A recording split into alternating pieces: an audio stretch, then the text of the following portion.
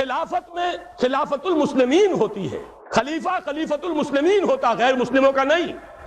خلفائے راشدین امیر المومنین کہلاتے تھے۔ یہ ایمان اور اسلام کی بنیاد پر نظام ہے خلافت کا۔ غیر مسلم اس میں صرف ایک پروٹیکٹڈ مائنورٹی کے طور پر رہ سکتا ہے، اس کی حفاظت کا ذمہ لیا جائے گا، اسی لیے وہ ذمہ کہلاتے ہیں۔ بدقسمتی سے اس لفظ کو گالی بنا لیا گیا ہے، گالی نہیں ہے، ذمہ داری۔ خلافت ذمہ داری لے گی، کسی غیر مسلم کی جان مال آبرو پر کوئی آنچ نہیں آئے گی، اسے پرسنل لاء میں مکمل آزادی ہوگی، اسے مذہب اور عقیدے اور عبادت کی پوری آزادی ہوگی، اس کی عبادت گاہوں کا بھی اتنا ہی تحفظ کیا جائے گا جتنا مسجدوں کا۔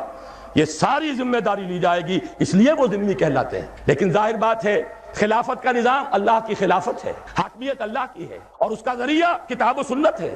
جو نہ اللہ کو مانے، نہ کتاب کو مانے، نہ رسول کو مانے، نہ قرآن کو مانے، نہ سنت کو مانے، انہیں لیجسلیٹو پروسیس میں کیسے شامل کریں، انہیں اس ریاست کی پالیسی میکنگ میں کیسے حصہ دیا جائے۔